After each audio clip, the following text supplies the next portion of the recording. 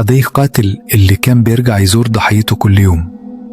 كل ليلة الساعة 3 الصبح كان الجيران بيسمعوا صوت خطوات فوق رغم إن الشقة فاضية. القصة دي حصلت في 10 من رمضان.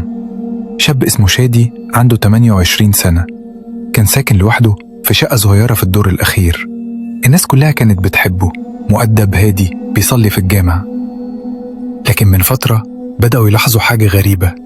كان بيدخل شاب اسمه كريم، صاحبه من أيام الجامعة، وبعدها بيومين كريم اختفى. أهله بلغوا عنه غياب، قالوا إنه راح لشادي ومرجعش. الشرطة راحت لشادي، أنكر وقال جالي وشربنا شاي ومشي. لكن في تفتيش بسيط لقوا آثار دم في الحمام وحفرة متردمة في أرضية البلكونة. ولما حفروا لقوا جثة كريم متفونة بالكامل متقطعة. شادي أول ما شافهم لقوا الجثة انهار وقال جملة واحدة: هو اللي قال لي أعمل كده، كان بيكلمني كل يوم. الضباط افتكروا في البداية إنه بيهزر أو بيتهرب، بس لما فتشوا شقته لقوا دفتر قديم مكتوب فيه يوميات.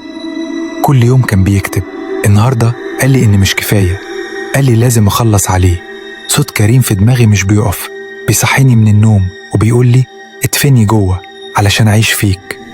الطب الشرعي يأكد إن الجريمة تمت على مراحل، يعني كانت على يومين، وفي آثار مقاومة كتير، يعني ما كانش ناوي يسيبه يموت بسهولة. والأغرب بعد القبض على شادي الناس في العمارة بدأوا يسمعوا صوت خبط في البلكونة من جوه الشقة.